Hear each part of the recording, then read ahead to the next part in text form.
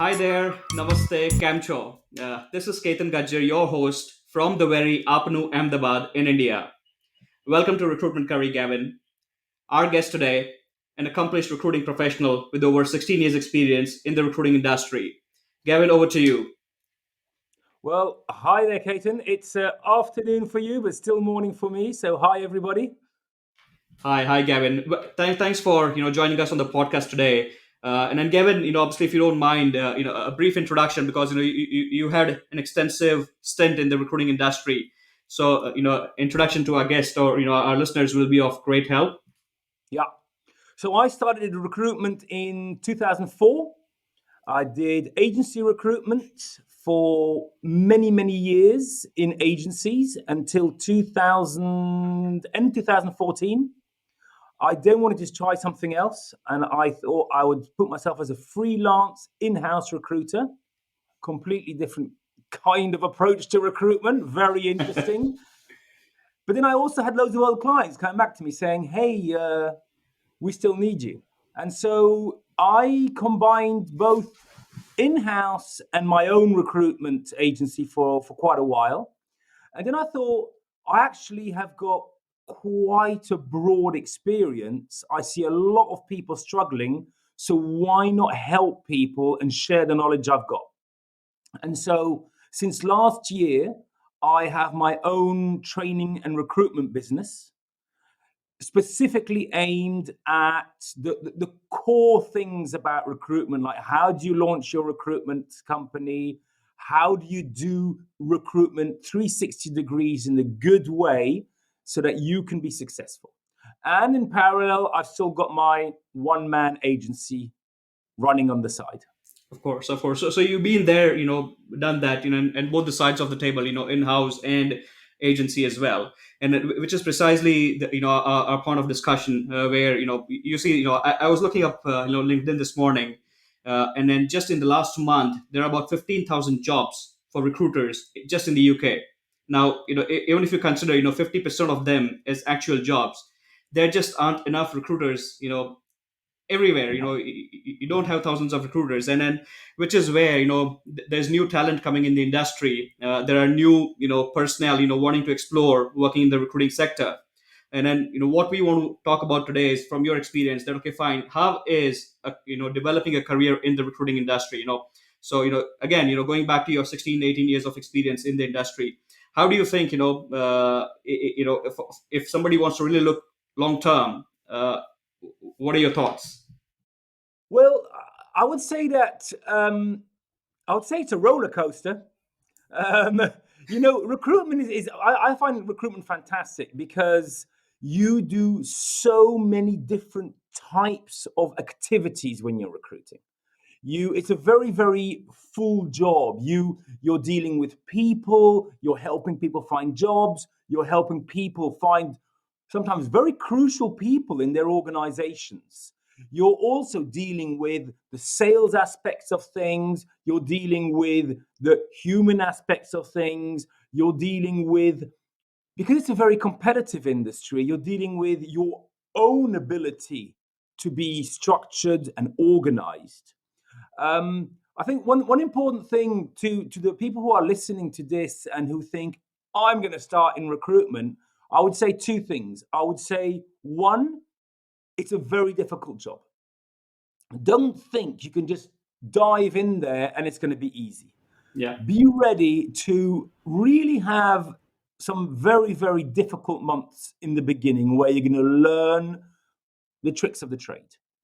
On the other hand, it's an unbelievably rewarding career, both on the personal fulfillment level and, of course, financially can be very, very interesting also. I do want to say, though, I am talking about agency recruitment. Yeah. I think in-house recruitment is first of all, it's a very different kind of job.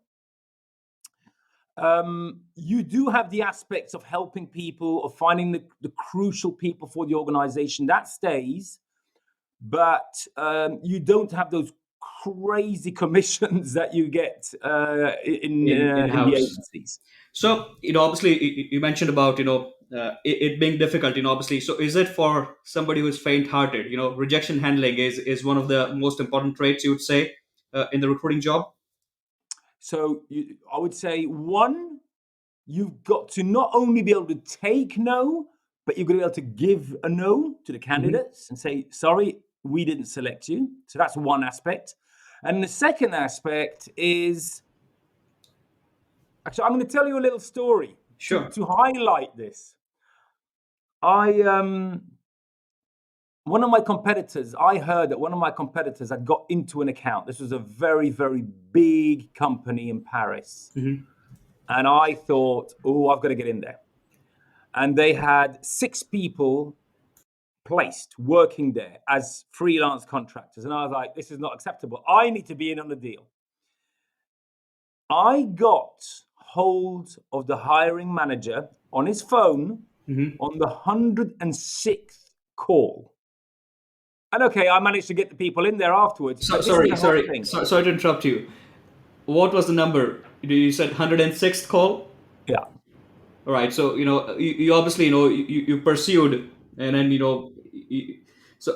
and then yeah. So more on That's that. what I think Obviously, listeners yeah. have got to listen to this, because 106 calls, most people would give up after 2. But you've Totally. got to keep on going on and on and on. You've got to have a terrible, terrible, terrible hunger and a drive. And if you do that, you can be very, very, very successful. So hunger and drive are two, very important traits, to thrive in the, agency recruiting, Yeah, specifically.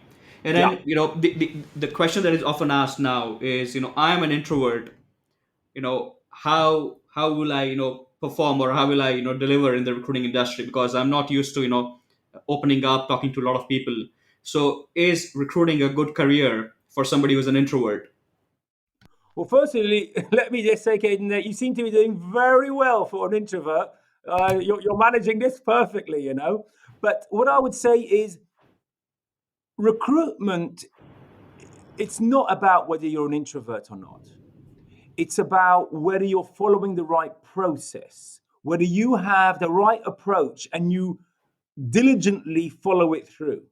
If you have that process, you do it and you're resilient, and you put a little bit of humor in, you put a little bit of dedication in, you put a little bit of hours in, you'll make it. You'll make it. Right. There's no reason not to. And the reason why it works for everybody is that if you've got the right approach, the right methodology, you're bringing an invaluable solution. You said so yourself. There's so many vacancies for recruiters. We've got a very, very important role in the business world. And so for me, just about anybody can do it. You've got to be polite, Yeah. you've got to be patient, you've got to take the time to build the relationships because it is about relationship building. You can't just go out and say, oh, I called him twice or I sent him an email. That's not going to work. It's not a plug and play, in short, obviously. And then it's all about the process, like you said, and then process, building relationships. And that, that's where a lot of your posts, on the Facebook groups, if I see, they talk about a very structured process, that okay, fine, you do 1, 2, 3, 4 and 5, and then you keep doing it to make sure you get traction. Otherwise, and then this is where, so again, there was a post yesterday, somebody mentioned that okay, fine, you in fact, on Twitter, this one of the leading influencer, he tweeted about the alignment of recruiting agencies and internal TAs. And then there's still this plug and play approach that a lot of companies have towards recruiters. And then if the recruitment consultant don't have a process driven approach, uh, it's like hunting in the dark, isn't it? Yeah, yeah, absolutely. The sorry, I think the interesting thing is to see there are many different kinds of processes. Yeah. And I think each person needs to find the process that really, really works for them. So, for example, I was talking to a recruitment company last week. Everything they do is about a projection of their image online. So they don't send cold emails, they don't do cold calling. They have this very defined approach online on LinkedIn, on their website, through mailings about bringing value. It's not my way of working, but it works for them. And I Yeah, think each recruiter should have a look at what is the right process for me and then really go for it. And that's of the course. interesting thing. I think, there's many types of characters out there amongst us humans. We can all be good recruiters. We just need to find the agency method that works for us. Of course. So following a process. So again, to be a good recruiter, you have to have a certain discipline that okay, fine, I'm going to follow this process. And if you don't have the ability to follow the process, you are destined to become a very crap recruiter. Would you say? Well, I'll tell you what, you're going to get very frustrated. You know what the problem is that to be a really great recruiter, it's all about getting dozens and dozens and dozens of little things that all work together and they're all done very well throughout the process from the moment that you got, let's say, a requirement till the moment that the person is placed. And it actually starts a bit before and it finishes a bit later. And every single one of these steps needs to be done very, very well. If you do not follow the process, or if you do not have attention to detail, well, things are going to start crumbling apart. And that can become very painful. I mean, an example that we've got all now is ghosting. Yeah, Yeah. Candidates have got so many opportunities. There's so much choice out there. They don't have to just wait for you to give them feedback. If you're not going to talk to them for 10 days, don't expect them to be waiting for you. no, And so if you miss that little thing of, oh, I'm going to make that extra effort of sending an update email, making sure that the person knows, calling them to see if they're still available, if they're still motivated, if they've got anything else on the go, if you don't do that, well, don't expect to have much success. totally, totally. So from a newbie recruiter perspective or a rookie recruiter perspective, and then obviously, so for example, somebody walks in and then says, okay, I want to be a recruiter, and then they've got all the traits, like you said, hunger, drive, persistence. Where do you suggest they start, irrespective of the industry, so let's say, if they're going to be working in the manufacturing or IT or commercial, where is the starting point? Should they be starting to learn more about the industry, or the starting point should be learning about the recruiting process? What do you suggest? Okay, so I mean, this is silly what I'm going to say because I sell training to train these people, but I'm actually going to say something against my own shop. I'm going to say, in an ideal world, go and work in an agency for 12 to 18 months. However, and this is the very important thing, make sure that that agency has got a very good training system in place. Hmm. Let's say the first 2, 3, 4 weeks. And then, even more important, that they're going to coach you until you know how to recruit. Now, where's the problem? The problem is there aren't that many of these kind of agencies around, Yeah, which is, of course, also one of the reasons why I made the course.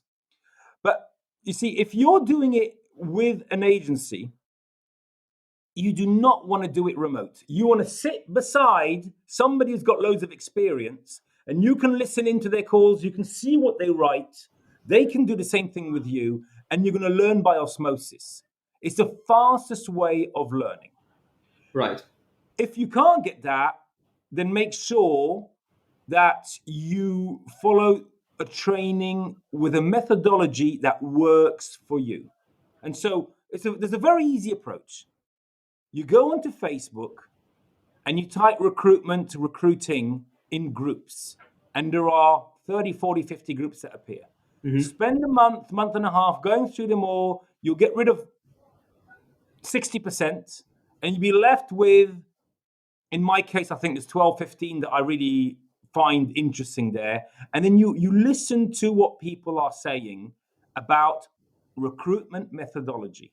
And then you decide what's the best for me. Do you like picking up the phone, yes or no, to build that relationship? Do you prefer to not pick up the phone and you want to work by emails or maybe by WhatsApp messages or SMSs? Or do you want to create a brand image online? Do you want to outsource the sourcing and you Yeah. only deal with the client? On the contrary, do you only want to do sourcing and you get a key account manager that deals with your clients? You, somebody who's starting really needs to identify these things. And then once that is done, we come back to what you were just saying. Then it's about drive, dedication, but also patience. Actually, Ketan, you know what? I'm in the middle right now of writing a new training. Hmm. Hopefully, with a bit of luck, it's finished and ready and out there, published by the end of May. It's all about launching your own recruitment business. No. So it's going to be the first 6 months of a recruitment business. What do you need to do? And most of that course is actually before you start. All the, that thing The about kind of getting bits, the ready, granular planning, details. making sure that it's going to be set up for success. Looking forward to Gavin, absolutely. And then I'll also share the link, of your, obviously, your LinkedIn profile actually. So if somebody wants to, connect with you, they can do that. So Excellent. if for newbies, one is, identify an agency that has a good training program. If not, identify an agency who's got, tuned recruiters who are really hands-on, shadow them, and then learn through, obviously shadowing, and obviously, understanding what they do and replicating the methods of success. And three is in terms of self-study, go to the groups, go to YouTube, identify, the best trainers, coaches like yourself, and then, try and, understand, what are the steps to be a successful recruiter. Absolutely. Yeah. And then, And one important thing, Caden, I just want to interrupt you there. Sorry, but there's one important thing is that I'm still amazed that some recruiters do not work a niche. You absolutely have to work a niche. It's crucial. It is going to have such an enormous impact. Choose a small niche. Most people say, "Oh, I need thousands of requirements," and I'm going like, "How many are you going to work on?" I go, "Wouldn't you go for 1,000 or all the requirements in the world and have 1.2 million or whatever, how many million there are requirements? It makes no difference. You should work on. I work on maximum 4 at the same time." And so people need to think small. They need to think very, very small, get that niche sorted out, and then you can grow. So, for example, if you take for example, if you take in India, yeah. you can't say India's my market. India's a No. hundred markets. You The probably can't thousands. even say Yeah, yeah, one city is a market because it's so big. yeah, You got to go really, really, really small. I was talking to somebody who'd started. He goes, "I'm struggling. I don't know whether this is my niche or that is my niche." It was two different kinds of profiles. And I go, "So why are you hesitating?" And he said, "Well, here there's 17,000 open vacancies. Here there's 9,000 open vacancies." I'm like, "Open vacancies where?" He goes, "The United States." I go, "Okay, where do you live?" He goes, "New York." "New York City?" "Yeah." I go, "Okay, take Manhattan and yeah. forget all the rest." And he looked at me going, "What? How many requirements are there in Manhattan?" And there was something like nearly 50. And I said, "Even that's too much. You know, Make it very small, but control that." I always say to everybody, you want to be the number one recruiter in the world in your niche. Inch wide, mile deep is what I have sort of, absorbed from the UK recruiting industry, because, obviously, majority, or large number of agencies are boutique, small size, mid size, and then, most of them, which I know, specialize, and, they thrive. Yeah. And then you're talking about the US, when you're talking. So in my career, I built, teams for the UK and the US as well. And even from outsourcing perspective, people say, okay, fine, I want to work for every state in the US. Now, you cannot wallpaper the world. That's what I, tell the sales and then business developers, and to the recruiters, because, we're not Google. Nobody has those amount of resources to deploy, be it, technology, be it manpower, be it anything. You can't humanly cater to that worldwide market. Yeah. and then which is where for new recruiters, and then even when we started, so when I started our business, RPO Arena back in 2020, our niche was healthcare. That is where we started. Okay, fine. That's the industry we know. Those that's the people that's available in the market from the demand perspective as well. And then let's go for that. And then once we develop that set business, and then we can go and develop other verticals, because Exactly. doing Exactly. everything you end up doing Exactly. nothing. Yeah. The first agency I worked for, we had one niche, and each time we got a new recruiter in, we just controlled that niche a bit more, and we just extended the geographical area. We didn't change niche, Yeah. and it worked fantastically. You know? Sure. So for new recruiters, again, obviously don't try to do everything, at one point in time. Okay, fine. I also want to, work jobs, which are in IT, manufacturing. Just, focus on one specific thing, one Yeah. specific sector, develop your expertise in that sector, learn, and then obviously, talk to the And even go candidates. down, down, down, down, down. You know, I my last financial year, I made over $200,000 in the year. I Hmm. worked less than half a day a week. I didn't do any business development because it's my old clients coming to me, and I've got 217 candidates. Wow. 217 candidates. That's it. And you worked half a year, literally, Half a technically, day, no, half a day a week. half a day a week. Yeah. Yeah. Wow. So, That's and phenomenal. that works, you know? Yeah. But that is down to your years of experience. You Yeah, spent that time building relationships. of course. Again, going back to the first point that you mentioned, that okay, fine, drive, hunger, and patience is what you need, because nobody's going to there are times when people tell yes on the first call, but it's seldom. It's not on every call. Very, very rare. I wish that happened more often, but Absolutely, and that's a trick, about new recruiters. That that getting frustrated is okay. If you're still getting frustrated, but then you have to get back up, and keep going, because if you don't, then you lost it before you even started, isn't it? yeah. You know, it's interesting. I was talking to somebody who, so she had in-house recruitment experience. She knew how to do the interviews. She knew how to do the sourcing, but she was going solo. And I was talking to her, and she said, "Yeah, I've been doing this for 10 days, and I still don't have anything on the client side." I'm like, "10 days?" I said, "Count 6 months." You know? And she goes, "6 months?" I go, if you say 6 months and you realize that you can do it before, good Yeah. for you. But if you say 2 months and it takes you 3 months, you're going to be so frustrated in this period here, you know? So say 6 months, take it easy, really map your market well, go in there, make sure you got enough money aside that you can survive 6 months before you launch yourself. Do it. Don't be stressed. Don't get a burnout, but do it well.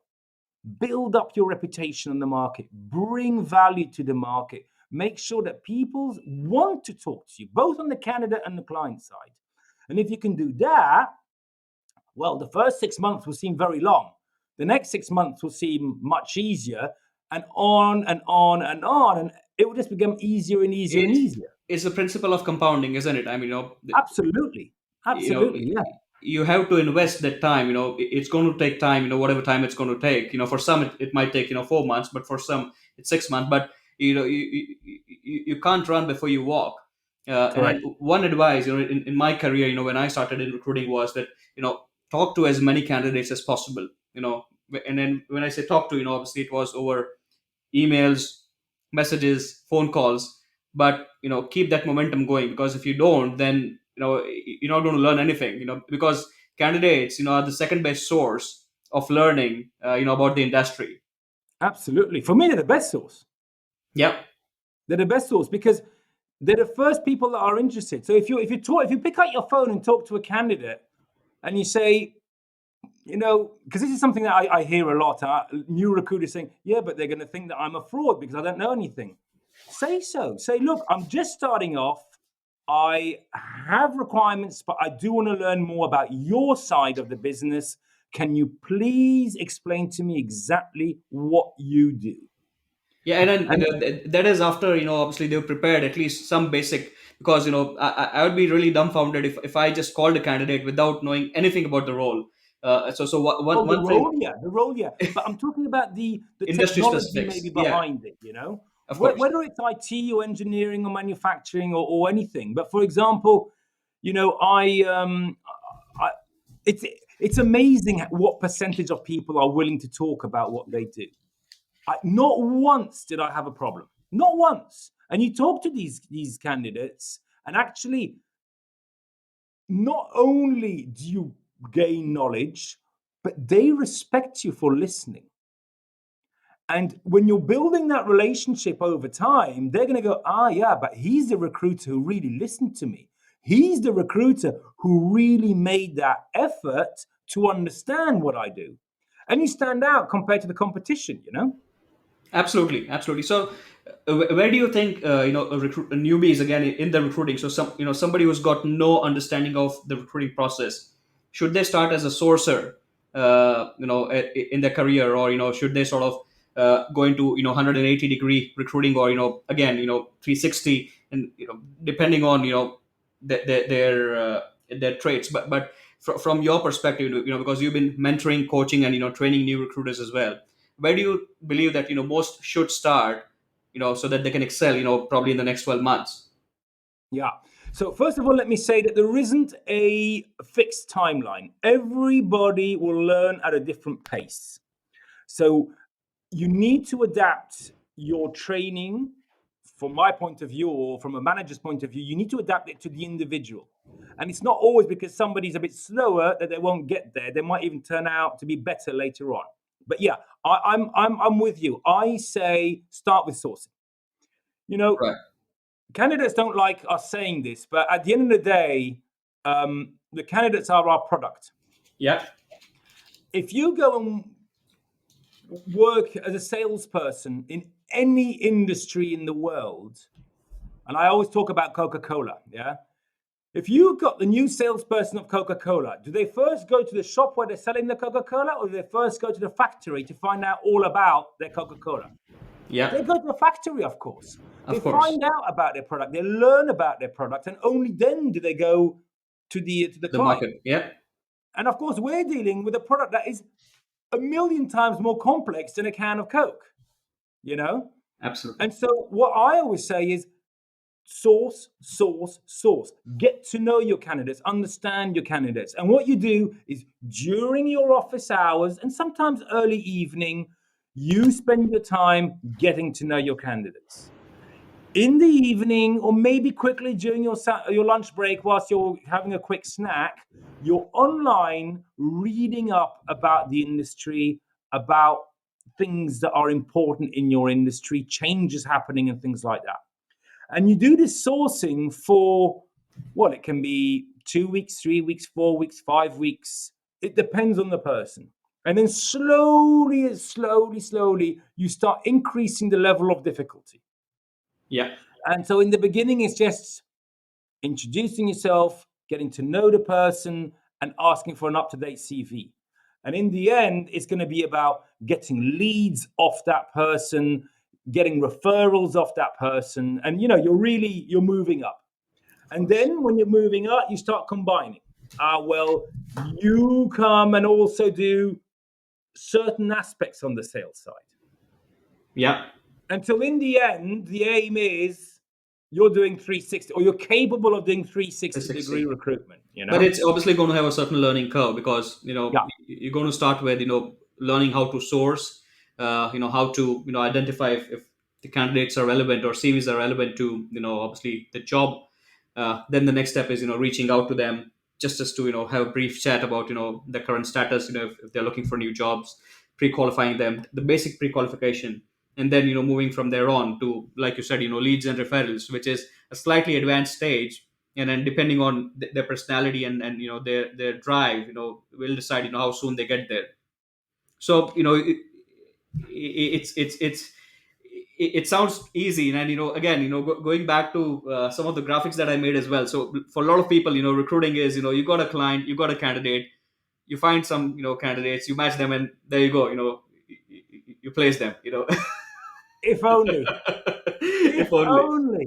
If only. So that brings me to, obviously, one of the most important points for, a lot of people is how rewarding, is the career in recruiting. And you covered slightly on your part, where you spent, half a day working, per week, and then obviously you were still able to, generate a good amount of cash there. Of course, it takes time, but what would you say for people, getting into recruiting, that yes, I want to make a lot of money, and that's the drive I have. What Do would it. you tell them? Do it. It's probably the easiest. Let me say it differently. I would say if you look at all the different careers that one can have, for recruitment, you don't need any degrees, you don't need any education. You can go right in there and you can make hundreds of thousands of dollars a year Yeah. if you do it right. Is it a 9 to 5? The second Ah, best question that I see. And then again, a lot of people propagate that, okay, fine, obviously, work life balance is important for everybody, but is it a 9 to 5 job? If you want to make a lot of money in recruiting, that okay, fine, I'm going to switch off my phone after, after 5, and then I'll check my emails only next day morning. yes, but only after about 3 years. Right. The first 3 years, you want to invest all the time possible into getting yourself out there and Yeah. becoming number one in the world in your niche. Right. Once you've achieved that status, then you can start relaxing. Of But course. it's also, the interesting thing about recruitment is that, and I'm going to tell you a story. Again, I once had a situation where it was very, very, very, very busy. And I was like, I'm drowning. I need help. And there wasn't any help available because we didn't have anybody to help. We were all going, whoa, whoa, whoa, whoa, whoa. And I started thinking, well, I'm spending too much time doing admin.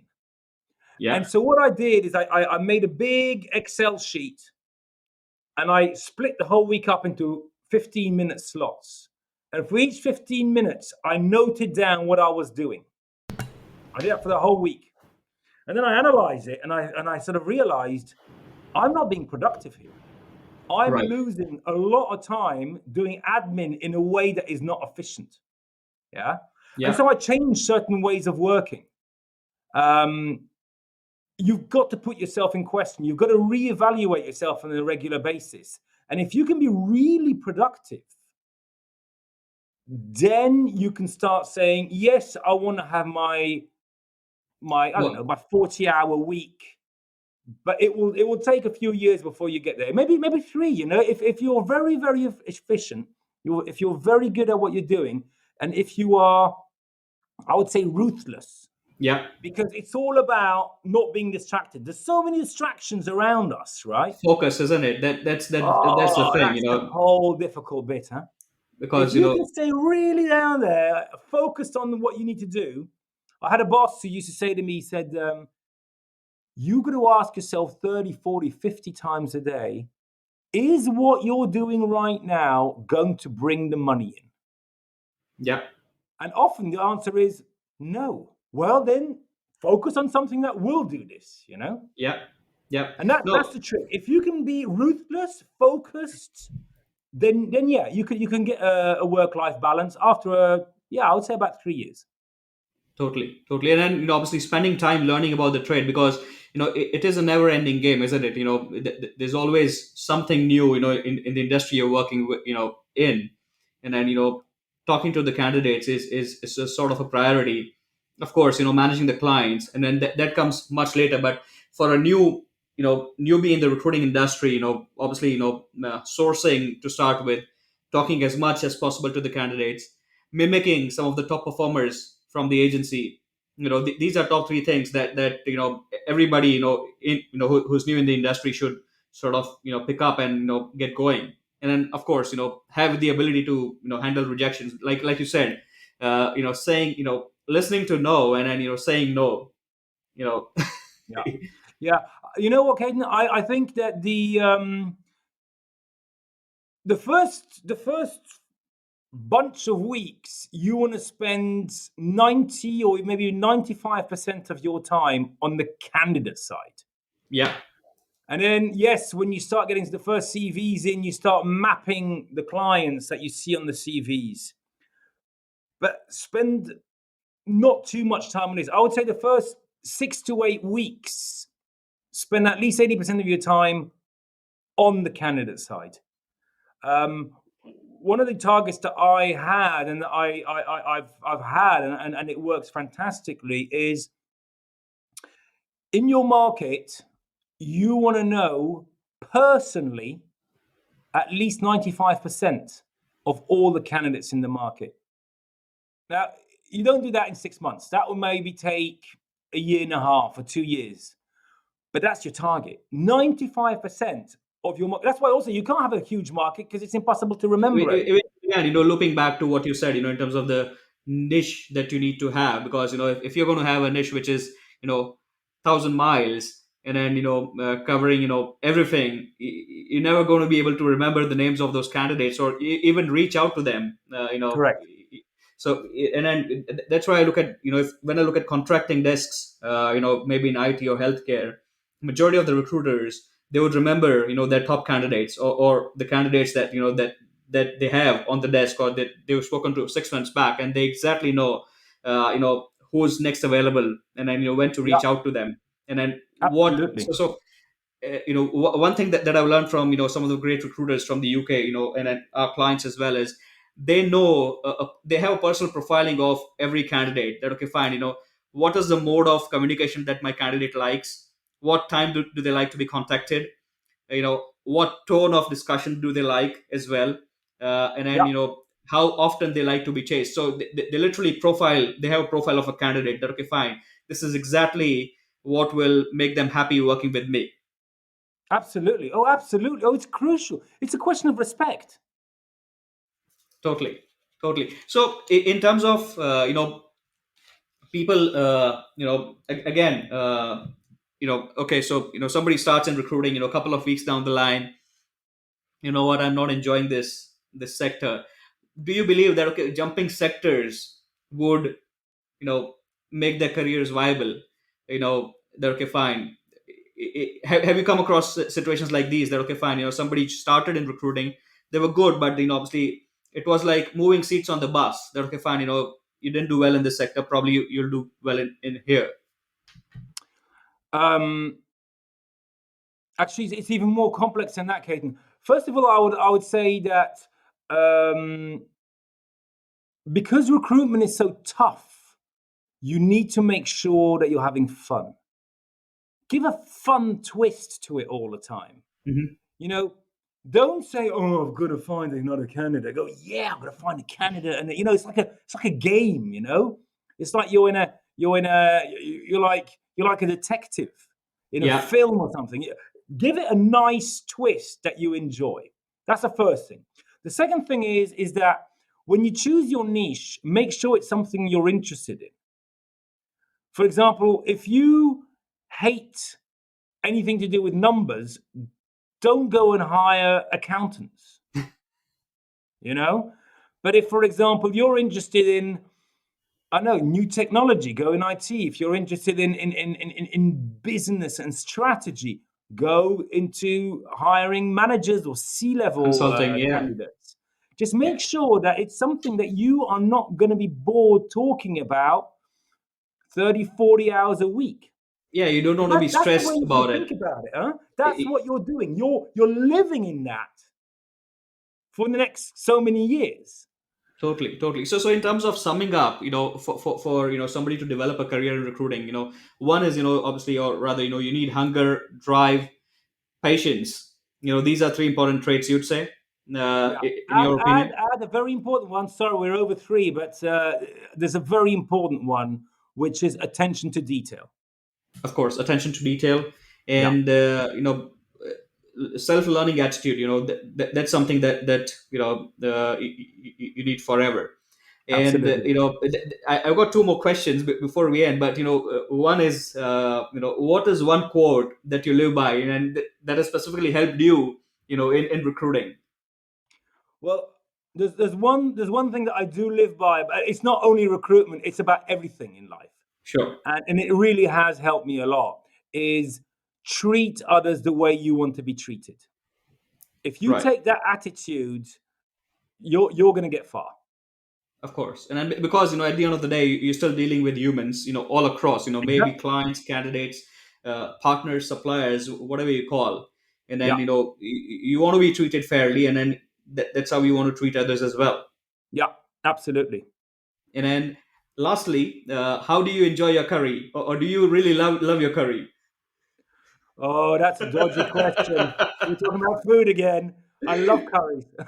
You are on recruitment curry, and then that's how I'd like to sort of end the podcast. You love the curry, and obviously you're based in Belgium, isn't it?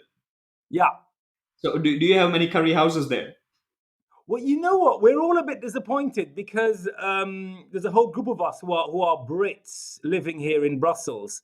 And we used to have the most amazing curry house, and it stopped about 14, 15 years ago. And we haven't quite found something on the same level. And so every sort of 6 to 12 months, we sort of try a new place. And we've now found a Nepalese place, believe it or not, Yeah. which is probably the best that we've found for the time being. No, Yeah, no, definitely. there's not enough. We're not in the UK, unfortunately, but we do enjoy our curries. Yeah, definitely. well, I hope you get some new curry places, and Nepalese curry is also good. I'm a vegetarian, but I've had friends. I have friends in the UK who go to Nepalese restaurants, and one of the things that they like is lamb chops. In those restaurants, and maybe you want to give it a try next time. If you're if you enjoy meat. Uh, I'll take your advice on that.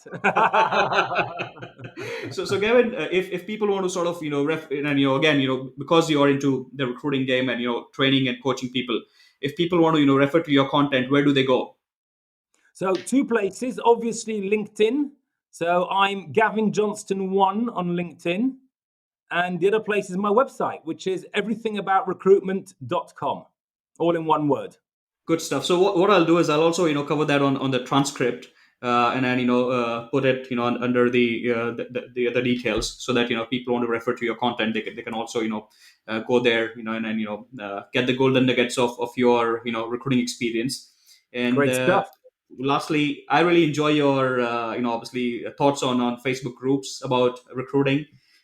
Pretty active, Thank you. and love the content there. So keep that coming. And That's the plan. so, Gavin, thanks so much for being on the show today. And yeah, hope to do more of this. Well, it's been very, very interesting, Kate, and thanks a lot for inviting me. It's a pleasure. Thanks, everybody. Thanks for listening.